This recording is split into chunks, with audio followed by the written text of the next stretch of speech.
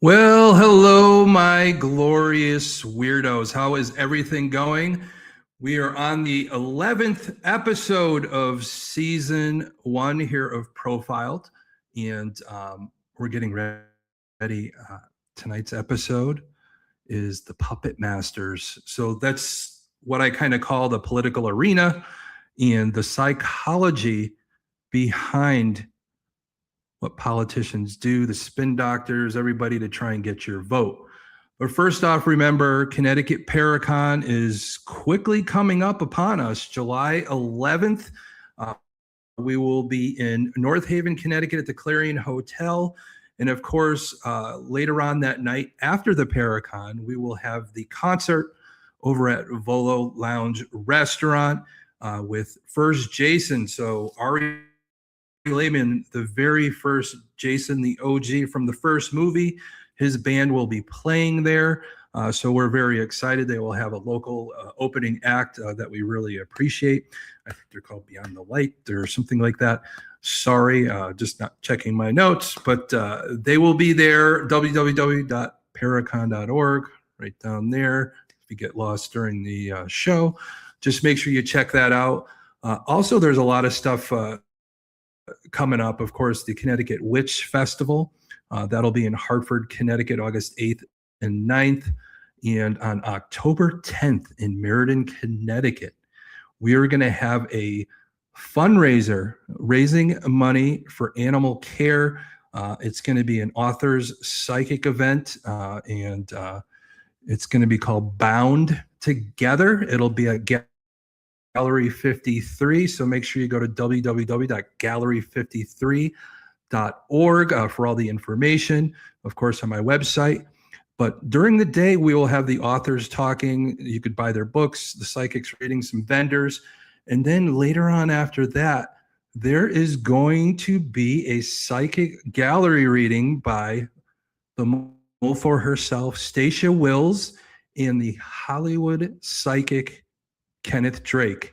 And then later on in the evening, we're going to have a supernatural paranormal investigation with yours truly and our very good friend, Mary Jo Chudley. So that's going to be a good one. So those tickets will be a few bucks. So make sure you check them out. VIP ticket, you could save money on both events. So make sure you do that. And of course, again, get ready, Salem Paracon. We have that planned for November 14th. So check that off on your calendar. We'll be getting to that very soon. But you know what? Let's get into it. I'm going to zoom in on the criminal mind, and we're going to talk about all the weird stuff politicians do to get your vote. But the winning an election rarely comes down to a purely logical debate over policy. Instead, successful political campaigns are built on deep understanding of human psychology, cognitive biases, and social identity. To get votes, politicians must effectively pull several psychological levers that influence how people process information and make decisions. So let's do a breakdown of the primary mechanisms at play.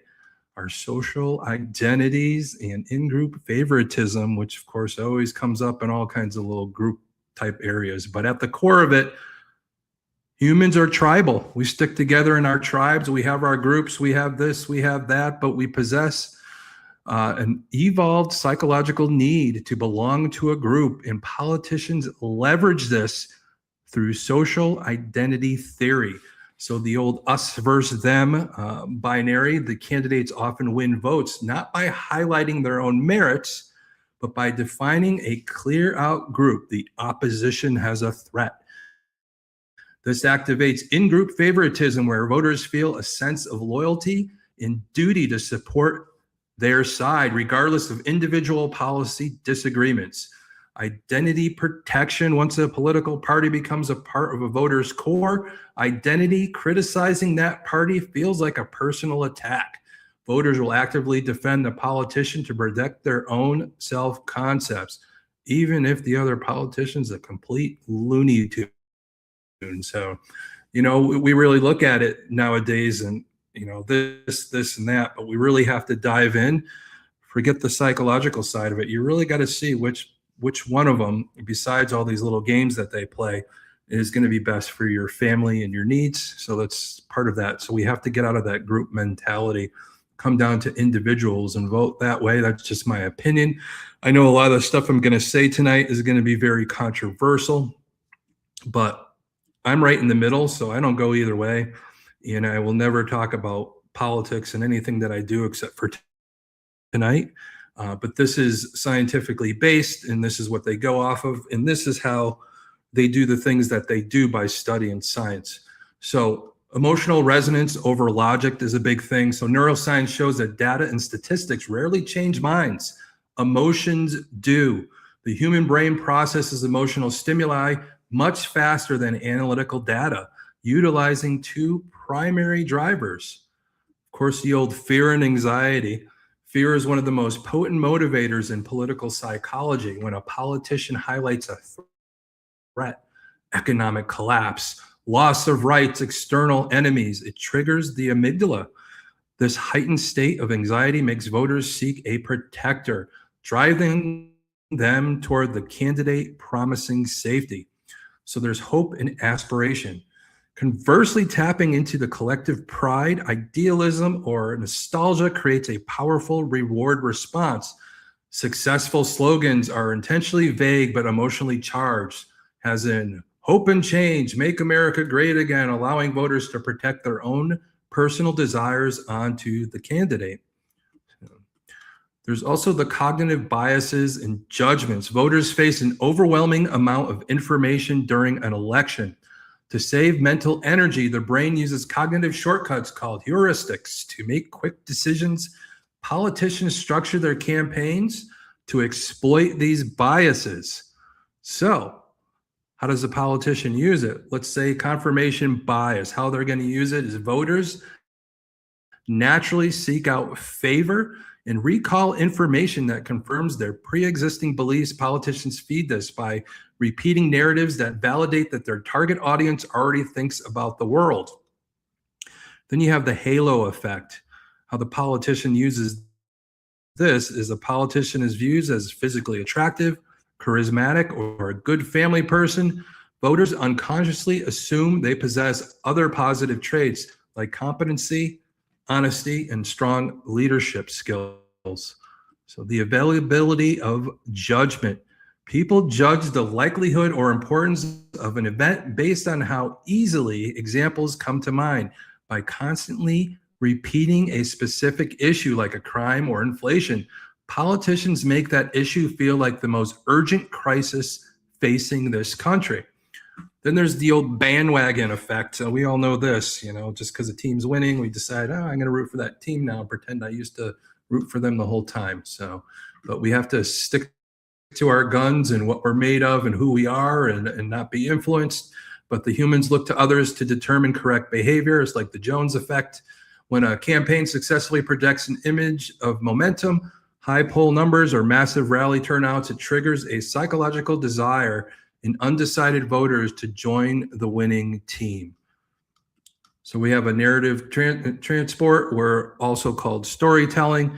Our brains are hardwired for stories, not spreadsheets. Politicians use narrative transport, a psychological state where a person becomes completely immersed in a story to bypass their critical thinking. A classic winning political narrative must always follow a simplified hero's journey framework. The old villain threat, the victim, the public, the hero, the politician, the opponent, the crisis, hardworking citizens, the one with the plan. By framing the election as a battle between a clear villain and a clear victim, the politician positions themselves as the necessary vehicle for resolution. Whew, crazy. But the illusion of asymmetry and insight, a psychological phenomenon where voters believe they have arrived at their political conclusion through pure objective logic, while believing that those who vote for the opposition have been brainwashed or manipulated. This bias makes political persuasion incredibly difficult once an identity is formed. We have this all the time, the us versus them. All you people that voted for Trump have been brainwashed or any of those other things. And vice versa. You should have voted for this person and that person. But again, people, it comes down to looking in the mirror and doing what's best for you and not what everybody else is telling you. You got to use your own brain, and you have to do it without the noise and read between the lines. That's just my opinion, but that's what I wanted to add in. Again, my opinion may not be everybody's favorite opinion, but it's mine and you can't have it. So political ads, that's the next big one. How do they range these political ads and how they get you to vote and what they do during these ads, these subliminal things to get you to do what the politician wants and what they're paying for. So political advertisements are highly calculated psychological blueprints designed to bypass logical reasoning in active, deep-seated cognitive and emotional shortcuts. We're really breaking this down forensically today, my friends.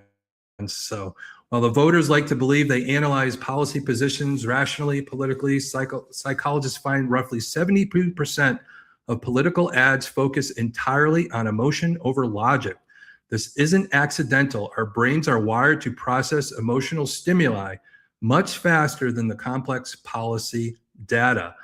Political campaigns rely on specific psychological levers to influence voter behavior.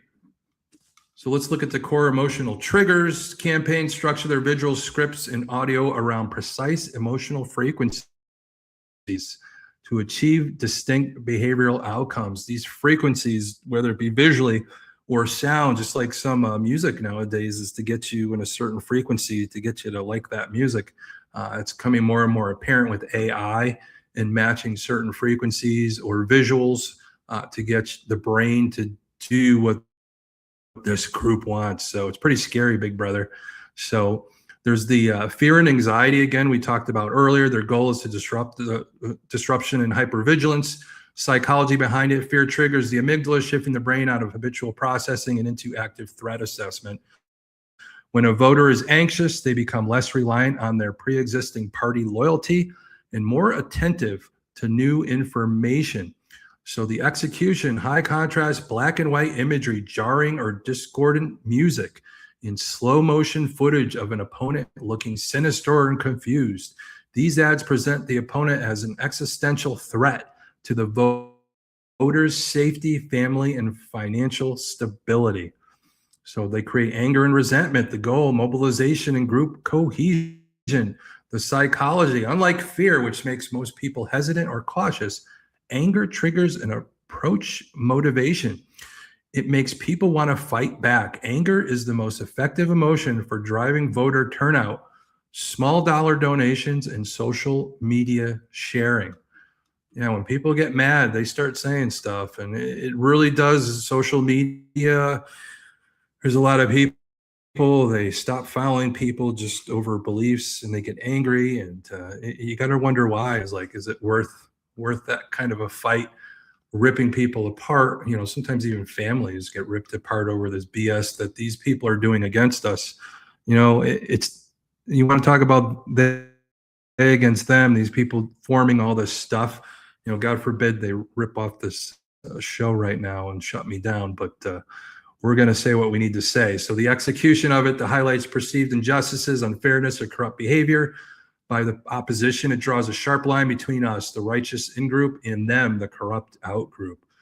So then there's the hope and the Kama Mutta, being moved. Not the Kama Sutra, which is sexual positions. And of course, some of these politicians are going to probably do that to you. You didn't hear it from me. But the goal: candidate elevation and loyalty.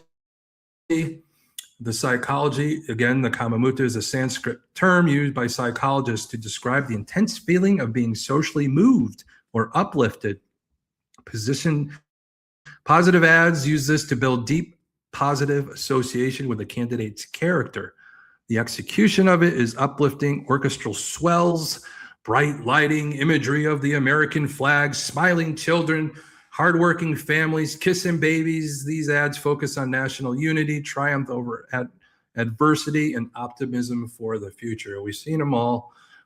It's perfectly framed for your psychology and getting you to move or be moved, like they say, the Kama Mutta, that Sanskrit term. But processing frameworks, how we digest the message. Psychologists use the elaboration likelihood model, the ELM model, to explain how voters process these advertisements. The brain utilizes two distinct routes. Political broadcast: is the voter highly motivated and cognitively unfatigued? If it's yes, the central route would be to process actual policy, analyze facts and logic, creates lasting change. If it's no, it's a peripheral route where they relies on emotional cues, judges based on tone, mimics social proof. Because media environments are saturated, most voters default to peripheral processing when viewing ads. They judge the candidate based on superficial cues, their vocal tone, physical posture, who is standing behind them on stage, or the overall vibe of the commercial rather than the actual feasibility of their legislative agenda. We are shitty voters, people. We are definitely shitty voters, and they're getting us to do this. And, you got to wake up and think for yourself. Cognitive biases exploited in campaigns. Political ads are precision engineered to exploit existing flaws in human reasoning. So they say we have flaws. So, that's how you're going to vote. You're going to vote with flaws. That's on you. But the negativity bias: humans are evolutionarily hardwired to pay more attention to negative stimuli than positive ones. A negative attack ad sticks in memory far longer than a positive bio ad, giving campaigns a higher return on investment for mudslinging, despite voters claiming they hate negative campaign. So modern campaigns use digital data to target voters based on specific anxieties or interests.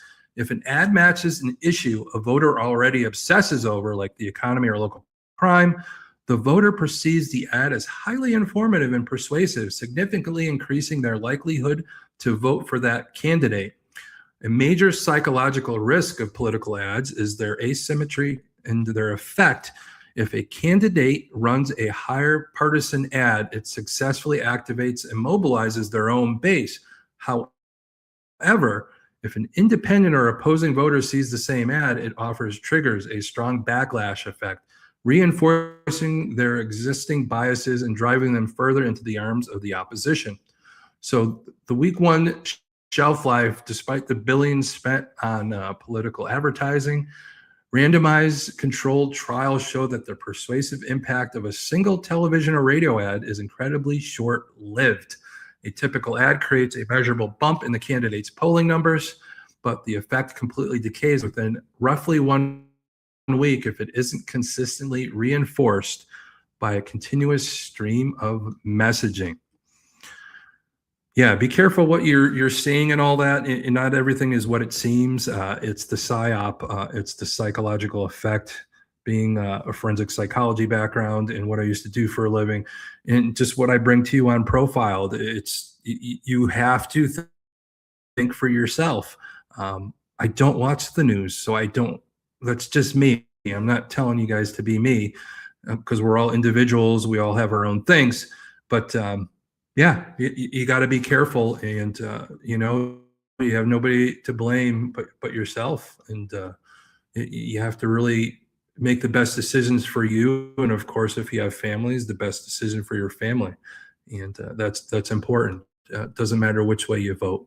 I really don't care which way you vote. It comes down to how it affects me, because unfortunately, when I look in the mirror, and like we all look in the mirror, we all have to pay our own bills. So we're going to get into the topic, the manipulation and how they manipulate. So the orchestration of public opinion to secure votes is a sophisticated blend of behavioral psychology, data science, the classic rhetoric. Rather than a single trick, it relies on a systemic approach designed to influence voters both consciously and unconsciously. Political campaigns and strategists typically rely on several core psychological mechanisms and tactical frameworks to sway a population. People like to believe they vote based on logic, but behavioral science shows that emotions most always drives the decision, which is then justified with logic after the fact. Strategies generally anchor on two powerful motivators. So what are those? Fear and loss aversion. Same thing in sales, fear of loss and all that. It's the same thing. Sales, getting votes, very similar. So human beings are pathologically more motivated to avoid a loss than to achieve a gain. Campaigns exploit this by framing the opposing candidate not just as a poor choice, but as an existential threat to the voter's safety, pocketbook, and way of life. You have identity and tribalism. Successful manipulation links a politician to the voter's core identity, the working class, the patriots, the forgotten.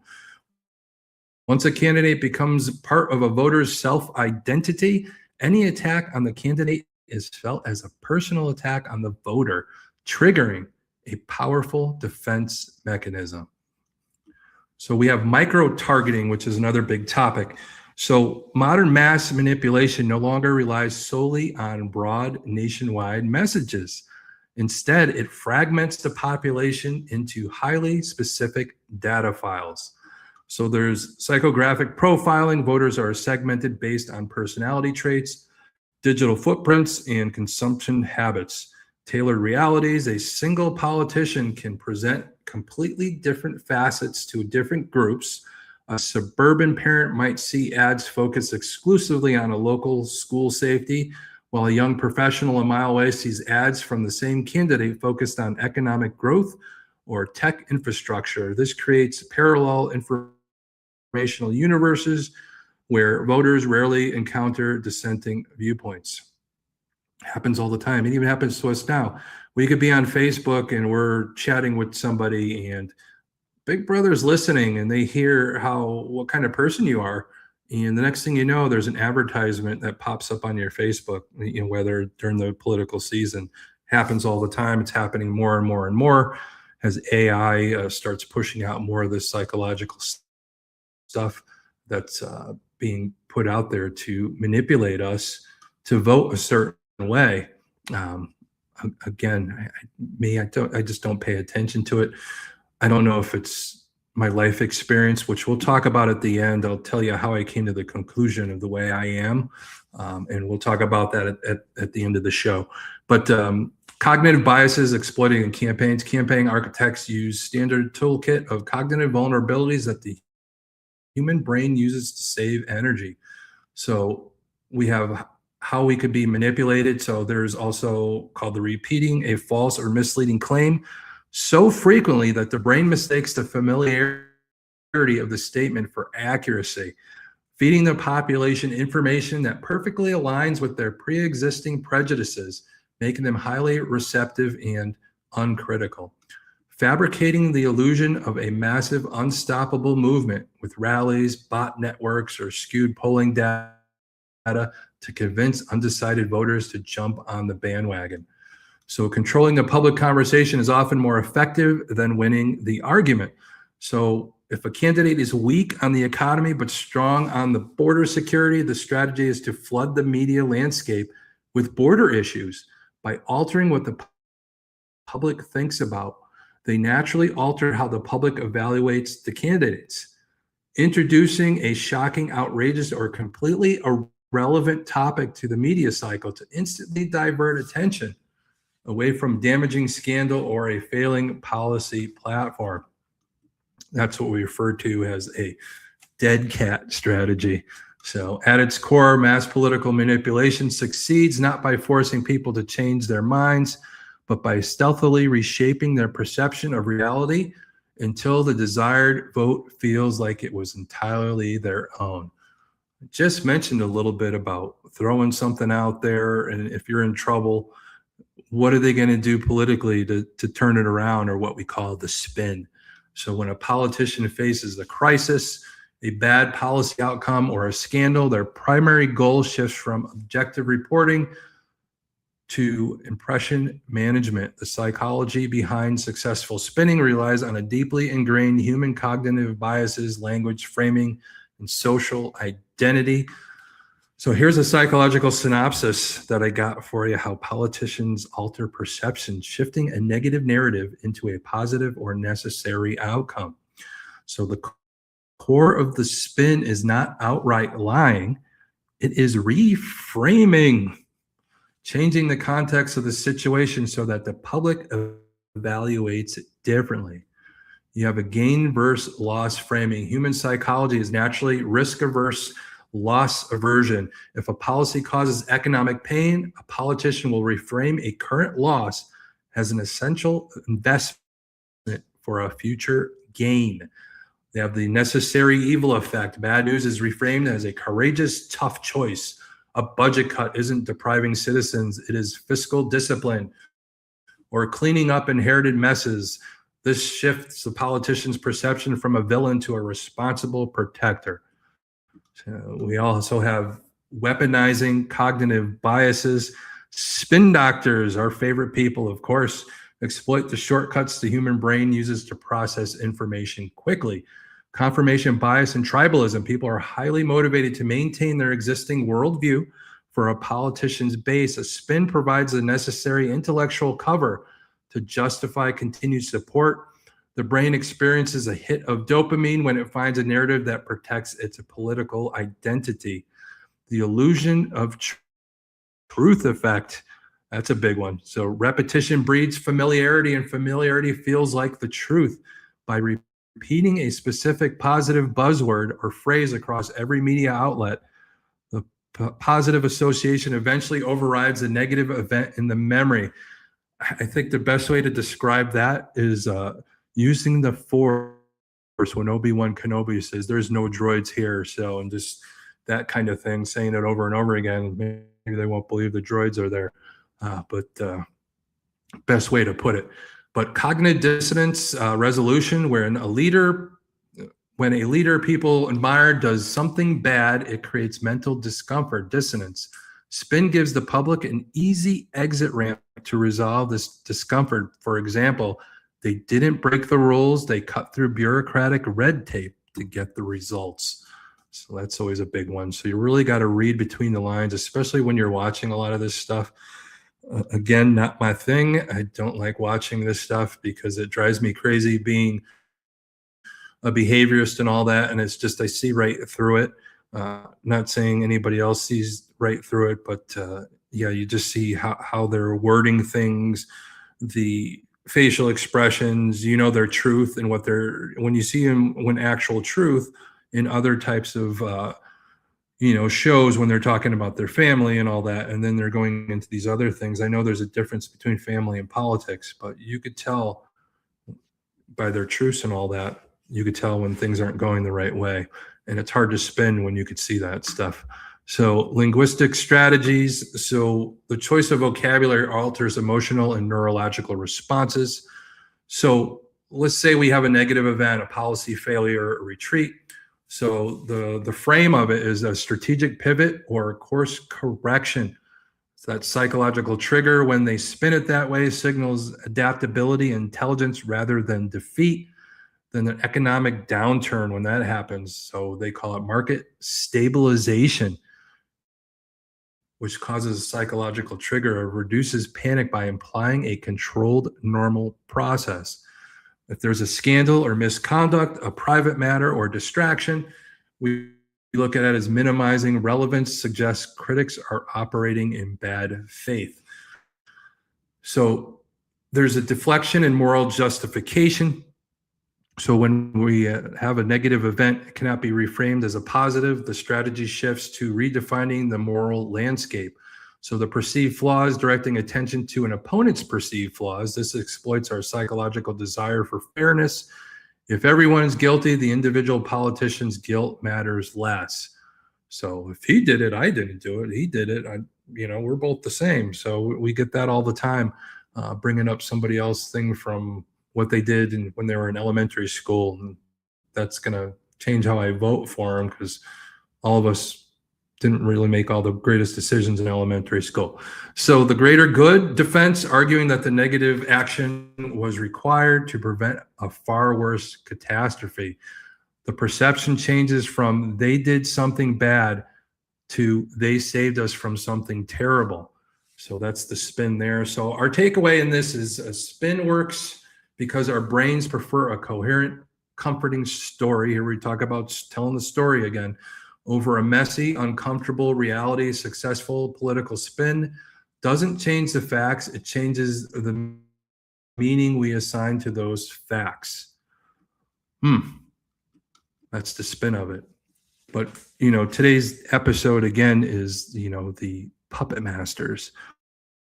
So who are the true puppet masters? I think a lot of the politicians are the ego people, the ones up front, the ones that want to be seen.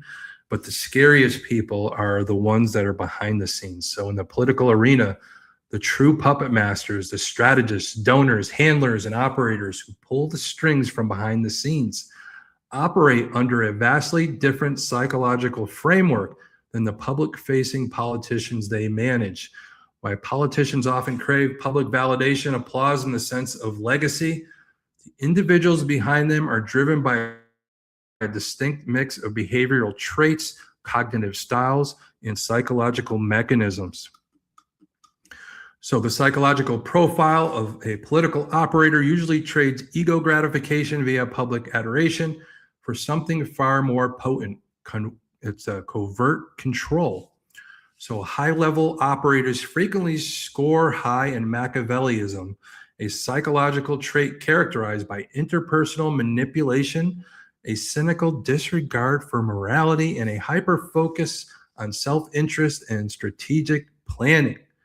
They derive satisfaction not from being the authority, but from being the author of the authority. This allows them to exercise massive leverage while remaining insulated from public backlash. If a policy fails or a scandal breaks, the politician is the lightning rod. The puppet master simply swaps out the actor. This happens all the time. We see it. Who's paying for what? Who's protesting? Who's putting the money towards that protest? Who's moving policy behind the scenes? That's the scary part. We don't know. There's theory. There's, all those kind of theories going on out there that we don't know about. Some of us do, but some of us don't. And the voters need to know all this stuff going on. Who's pushing the most money? Who has the most pull and all that? And what are they up to? So political psychologists and profiles of historical operators from Cardinal Richelieu to modern campaign masterminds generally point to three dominant psychological typologies. The grand architect, driven by a rigid, often sweeping vision of how society should be structured. They view politicians merely as vessels or delivery mechanisms for an overarching philosophy. Their psychology is clinical, detached, and utilitarian. I can't speak tonight. Individual human costs are rationalized as necessary statistical friction to achieve a grand design. So the game of fire, the mercenary. For this type, politics is entirely decoupled from morality or ideology. This arena is a hyper-complex, high-stakes game of chess. They are psychologically stimulated by the winning, breaking the opponent's strategy, and exploiting cognitive biases in the electorate. They view voters not as citizens, but as a demographic matrix to be simulated via behavioral conditioning. So they're really getting into your brains and how they're going to push things around, like we talked about. These are the types of people that get these ads out, how people are going to perceive you during a debate or anything like that, have it all set up. And then there's the shadow narcissist or the egoist. Unlike the overt narcissism of the politician who needs the spotlight, these individuals possess a quiet, deeply entrenched narcissism. Their self-worth is validated by knowing that a single word whispered in an ear can shift a national narrative or move markets. That's some scary stuff, especially when it comes down to financial policy, who's got the ear of who. Those are things that go on behind the scenes that we don't know about, information that's hard to get 100% truth. So they feast on exclusive access and intoxicating reality of being the only one in the room. So we're going to take a look at the psychological toolkit of a master operator. Relies heavily on advanced behavioral psychology, public sentiment manipulation, and crisis management. Maybe I could do a job like that, I guess. I don't know. I wouldn't want to. I stayed out of the court systems and all that, and just stuck with law enforcement. But the illusion of choice framework, they understand that the human brain craves autonomy, but is easily overwhelmed by controlling the menu of options presented to the public or even to the politician. They ensure that regardless of which option is chosen, the House always wins. So they have master strategists don't try to change public logic. They hijack primal emotional currents. They identify deeply rooted tribal fears, grievances, and identity markers within the population, weaponize them to manufacture constant or consent or division. So controlled compartmentalization, they possess an elite capacity to their personal morality from their professional actions. They can view a devastating societal outcome purely as a data point or a tactical vulnerability to be managed, entirely numbing the empathetic response. So the best way to control the opposition is to lead it ourselves, a classic maxim of political subversion, highlighting the ultimate goal of psychological dominance, controlling both sides of a narrative so that the outcome is always predetermined. We have the fragility. I almost said the Christmas Story, which the house is out here in Cleveland where I am, which is kind of cool. But that relationship, the dynamic between the puppet master and the politician is psychologically complex. It is built on a foundation of mutual codependency, but it is constantly threatened by paranoia. How does that work?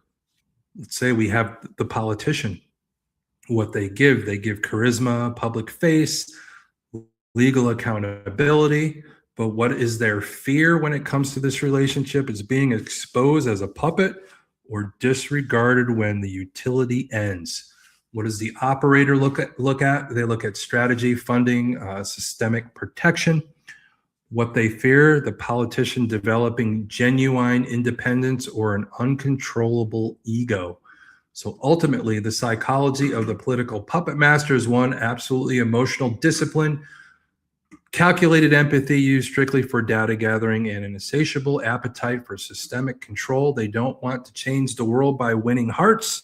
They want to run the machinery that dictates how those hearts beat. That's scary, peeps. Very scary. But really, when it comes down to politicians, the things that we hear, how we vote, the psychology behind it. But the big thing is the one that really gets me is the red flags. The red flag comes up, something's going wrong. This is where the spin doctors come in. But then again, this is where some politicians move the whole country and make decisions to take away from an event that they don't want the people to look at that event anymore.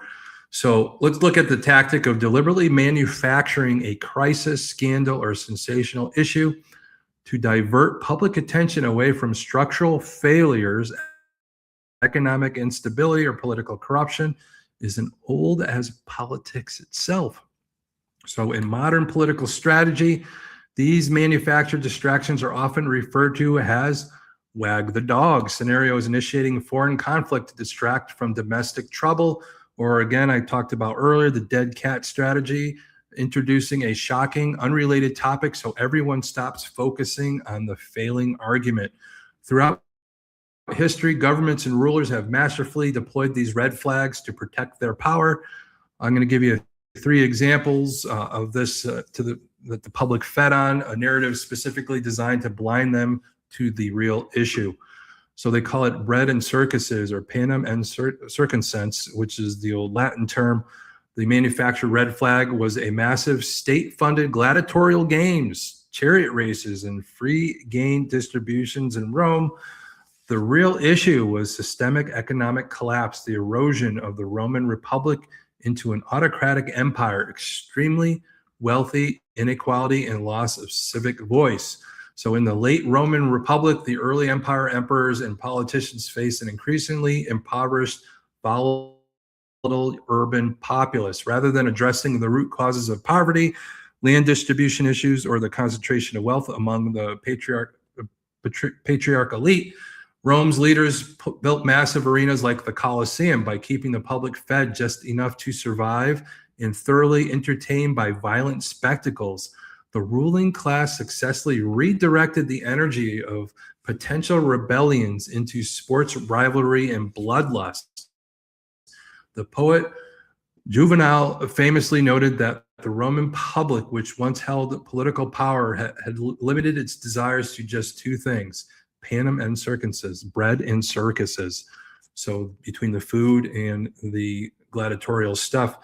So in 1678, the Popish plot, the manufactured red flag, was a massive fabricated conspiracy theory alleged a Catholic plot to assassinate King Charles II and massacre English Protestants. The real issue was a fierce political power struggle over a royal succession, royal finances, and deep-seated anxiety about the growing power of the absolute monarchy. So in 1678, an eccentric fabricator named Titus Oates claimed that he had uncovered a secret Jesuit conspiracy to murder King Charles II and replace him with his Catholic brother, James. It was an absolute lie, but political factions, specifically the emerging Whig Party, led by Earl of Shaftesbury, seized upon it, aggressively fanning the flames of the public panic. For 3 years, the entire nation was gripped by an anti-Catholic hysteria. The red flag worked perfectly, allowed politicians to purge their rivals, dominate parliament, and whip the public into a frenzy. By the time Oates was exposed as a fraud, over 30 innocent people had been executed, and the public had spent years hyper-focused on an imaginary shadow enemy while the crown quietly consolidated its grip on state power. That's crazy. But probably one of the more recent ones that most of us will remember that are watching is the Wag the Dog missile strikes, 1998. The manufactured red flag, sudden, highly publicized military action, specifically the bombing of the Al Shifa pharmaceutical plant in Sudan and targets in Afghanistan. The real issue, a historic domestic presidential scandal that threatened to collapse the executive branch. What was that? In August of 1998, U.S. President Bill Clinton was deeply embroiled in the Monica Lewinsky scandal. Just 3 days after delivering a televised confession to the American public about an inappropriate relationship, and on the exact same day his former intern was testifying before a grand jury, the administration ordered Operation Infinite Reach, a series of cruise missile strikes. The administration claimed that Al Shifa plant was a chemical weapons facility linked to terrorist networks. International observers later disputed this, noting it was a vital producer of human medicines for impoverished regions. The timing was so precise that the media immediately compared it to the 1997 satirical film Wag the Dog, where a political operative fakes a war to cover up the presidential sex scandal. Whether the intelligence was genuinely flawed or intentionally leveraged, the immediate effect was a massive shift in news cycles away from the domestic illegal jeopardy and toward national security and military footage. So the underlying strategy, red flags succeed because they exploit basic human psychology. Fear, moral outrage, and high-stakes entertainment are incredibly stimulating when a political body can successfully induce panic or tribal outrage over a secondary issue. The public's mental bandwidth is consumed, leaving no room to dissect complex, boring, or deeply entrenched structural problems. I don't know what to tell you people on that. You know, we went through a whole bunch of information, how our brains, we only use a certain amount of our brain, and just with AI coming out with more and more looks psychologically and how they get us to vote a certain way. Does the right person get in office all the time? I can't really tell you who is the right person. Nobody really knows. But really, I think if we as a collective, and I know this will never happen because psychologically, yeah, there is that group or tribal response or anything, but you got to look in the mirror and always ask yourself, what's the truth for me and my family, and what decision should I make? And, how am I going to be swayed either way? the only swaying that should be going on is in your own mind, your upbringing, your beliefs, those things. Nobody could change those. The only person that could change that is yourself under your own free will, your own intention. So in my book, whatever way you vote, I don't get mad at people for the way they vote, because that's for them. Nobody should ever tell you how to vote. Nobody should tell you how to act, in a certain way. You get older, you're an adult. You're responsible for your own actions. Nobody else is. So stop, and start looking at things a different way. I know I'm giving my opinion right now. You may not like it. Well, you may like it. I don't know. But really, what it comes down to is your life experience. There's always that one moment, especially when it came down to the importance and the people that died for our right to vote and to vote properly in this country. And I really look at it in a way of what psychologically could happen. And I really started looking at this a long time ago. I was in high school and I was in a public speaking class, and we did this experiment where we were going to do this debate. So 4 of the students were handed a piece of paper, and each of us got a speech from history. And none of us knew who gave that speech, but it was just going to be the 4 of us go up, whoever they felt, the class voted the top 4 speakers. And we went up to give our speech to see who would win by the speech they gave, and who was the most persuasive, and what speech gave the best words to get us to vote for them.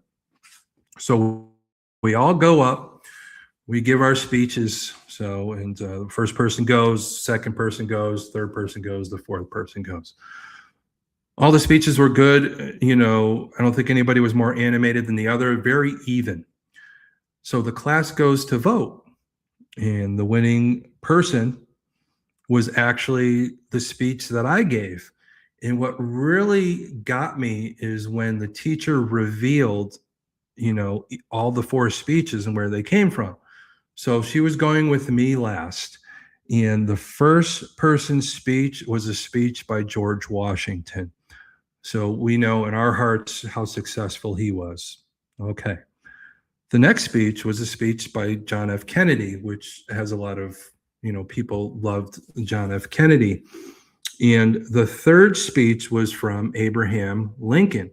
You're thinking, well, you should have recognized these speeches, but these were different speeches that may not have been as popular that we might have read or were given to us in high school to take a look at. So those are all great speeches, but then it came down to the winning speech. And when the teacher announced who it was, there was dead silence in the class, because people couldn't believe that by a simple speech, they were persuaded by a speech by Adolf Hitler. So that really was a big thing for me, and how I listen to people and how I vote, and what the potential is psychologically on how I vote, or how we vote as a group. We have to be very, very careful of, what people are saying. We have to watch how they're saying it. We have to really look at those things. It's a very serious thing. Again, a lot of people died for their right to vote, but their individual right to vote, not for people to tell them how to vote. You have to, again, vote for what you believe. And I'm never going to tell anybody you should believe one thing over the other. That's your own personal view. But make the right decision for you, and don't make a decision because everybody's telling you to go that way, because you might end up voting for Adolf Hitler. So that's just goes to show you what I learned back in high school and how I look at things. And one thing I never, unfortunately, tonight I'm talking about politics, but in a more general way, not one way or another. I'll let you guys make the decision for yourself from the information that you heard.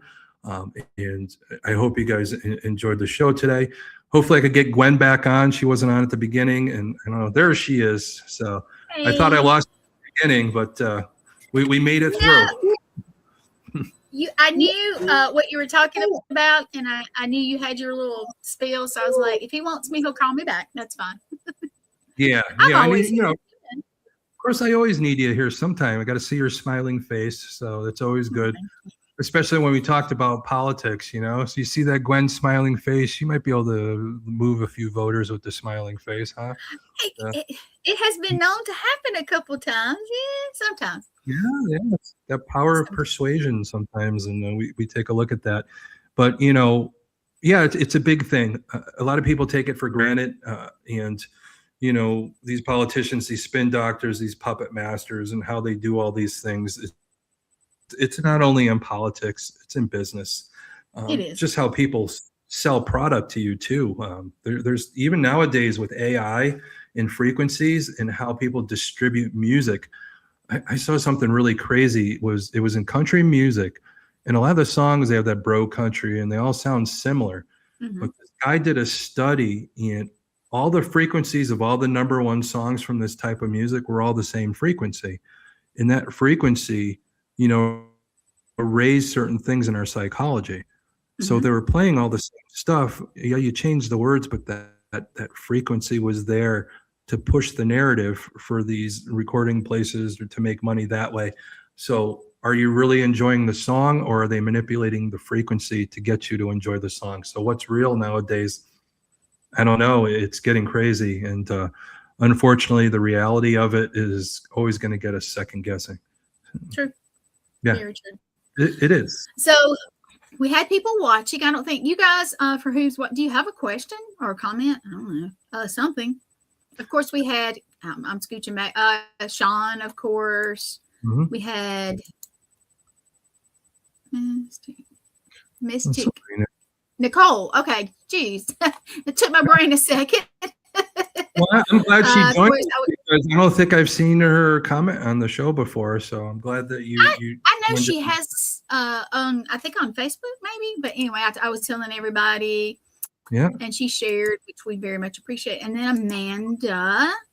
Amanda, my dear, she has a great podcast too. Amanda was in Japan. She's in Italy now, so she's taking her podcast on the road there. So, which is cool. Nice. Yep. And then Raven, Sweet Raven, popped in, and dear Raven.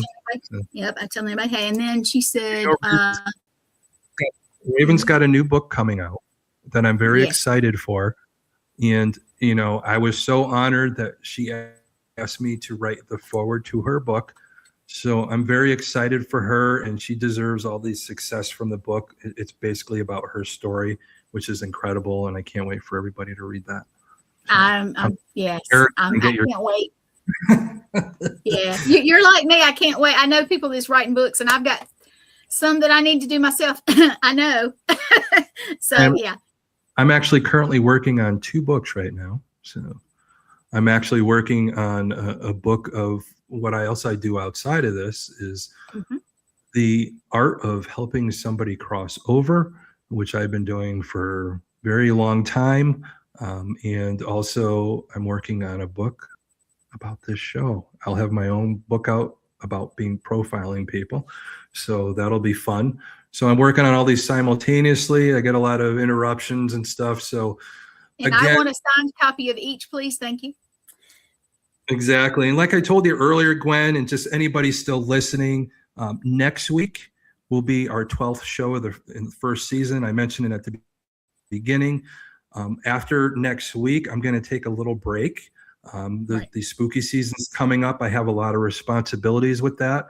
Plus, I'd like to try and do a little bit more with the books I talked about, and then we're gonna come back around, and the next season will basically the whole season. Each episode will be about a particular serial killer, and we're gonna break down their psychology and their story, what their upbringing was, what the catalyst to make them a serial killer, and hopefully I'll get out of the teaching range that I'm doing right now. We'll have a little bit more with that, maybe try and have some more guests on. I know though this whole season, it was just Gwen, myself, Sean on a few episodes, and then James Stokes was on our episode a couple weeks ago. So just maybe a little bit more feedback and get some people on that know maybe something about that particular serial killer. We'll have fun with that. And I'm trying to get Thomas to, if it's possible, at the Paracons that he's at, not just the ones he is doing, not, the other ones, anywhere he's at, I'm trying to get him to put a screen up and have his episodes running. Yeah. I think that would be cool, but I know even if you put a computer, it's traveling, it's this. I understand, but I would love to see that happen. I think it would be cool. But we'll have to do our best with that one, and that would be good because I got to everywhere I go, I try to make sure I support All Access Network Television because Gwen does hard work. So everybody behind the scenes and all that, but I know Gwen's popping up and working hard on all these podcasts that she's producing, and just trying to get the word out. It's important, especially like a topic like today. Maybe that gets you to look at how you vote a little differently and what you see on TV and how you break it down. Even from some of the other episodes I did, how to look at human behavior and break that down. But so a little tidbit, Gwen. Yes. Go ahead. No. I was going to ask you something about Connecticut, but go ahead.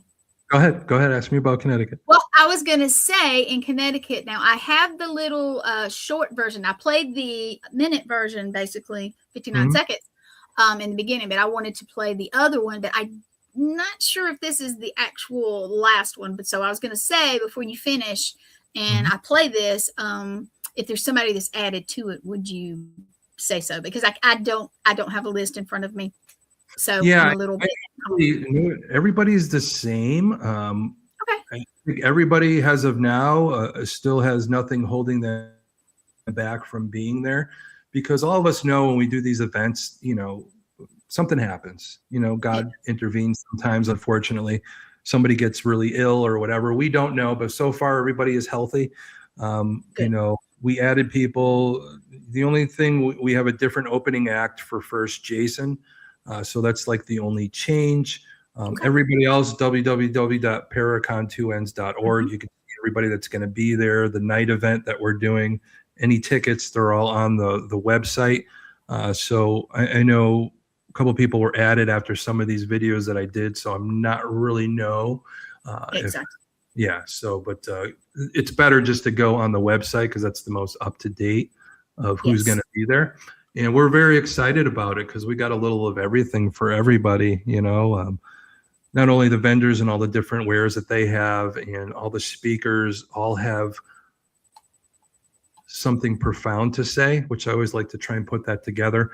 The camaraderie there, the networking, the people you get to meet, a safe place for weirdos like us to be able to hang out with like-minded people is a great thing to learn.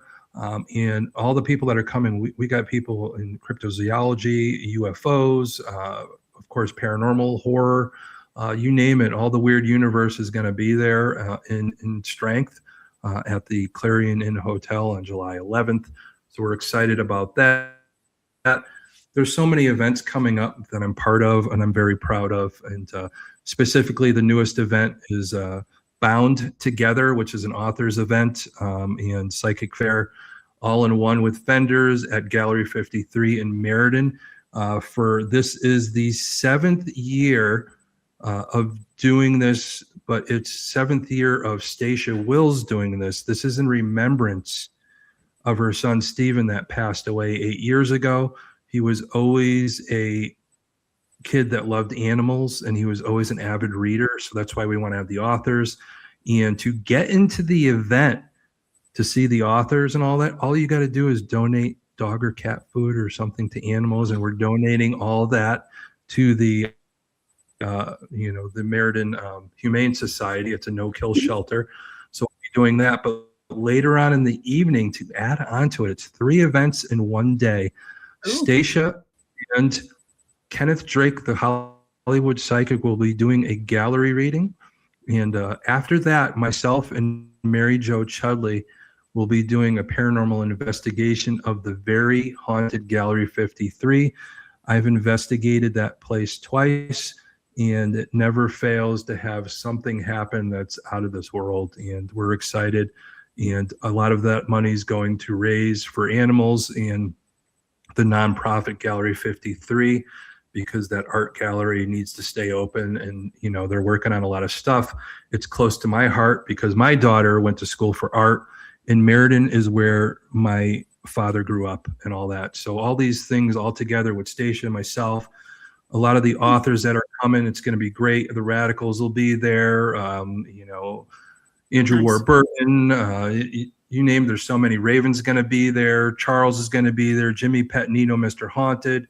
So we have a big inflow of authors that are going to be there, and also the psychics are going to be there too. Our friend Christy from up in New Hampshire, her event's coming up at the end of July, so I'm excited for that. Unfortunately, Station and I are going to be in New Orleans, but we have from Wardruna, Samaya Eldorath is going to be speaking on our behalf about Wardruna and about her business and all that. Samaya's Golden Pyramid. So we're excited about that, and I know they are up in New Hampshire also. So there's so many things going on. Wardruna, we're going to be all over the country this year speaking on the very important topic of generational trauma and healing from that. And, it is part of the paranormal, but it's outside the paranormal too. So we're not pigeonholing, it's metaphysical, it's healing. We have psychologists, everything. So everybody has trauma, but I don't know. It just seems to get to the point. The paranormal seems to have a lot of people with trauma. We do. That chasing of darkness, their own demons and all that, and trying to get death answered, and our fear of it tends to bring a lot of people on the dark side.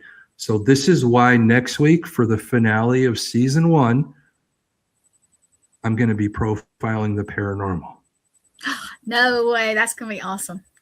And it's going to be fun, controversial, and all that. So make sure you guys all tune in, because I will hold back a little bit. I will be nice. I don't want to shut the network down, but I'm going to tell you the truth of who people you are. If you feel that it resonates with you, and I'd say go look in the mirror and heal yourself. And again, I know a good group that could help you with that. It's called Wardruna.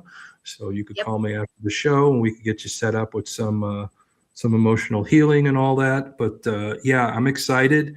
I'm still in talks with a couple people about how I'm going to run the episode. And hopefully some of the big names in the industry, we're all helping each other, because I just want the season finale of Profiled just to be the best one. And maybe it'll help out our industry on top of that. And just all the things that I do are just going to converge in on one episode. And I'm excited for it. That would be great. That's going to be great, guys. Mm-hmm. Don't miss it. Yeah. Don't miss it. But yeah, keep up with me on Thomas Patrick on Facebook, Archangel the Paranormal on TikTok, and I do my little shorts and all that, and I try and advertise as much for everybody what's going on. Of course, all the advertisements for All Access Network Television. Make sure you watch all the podcasts. Go on YouTube, support us on YouTube. Make sure you follow, and make sure you get on YouTube too. But it's a big thing. We got to keep everything going. A lot of the good word that we're trying to put out there, and teach everybody and help each other along. And that's the most important thing. You got it. It. Thomas, it was a good show. Yeah, I think we're at the end here. So you know what that means. Yeah. It means I did. Thank you, everybody, for tuning in. And let's go down the rabbit hole again. There you go.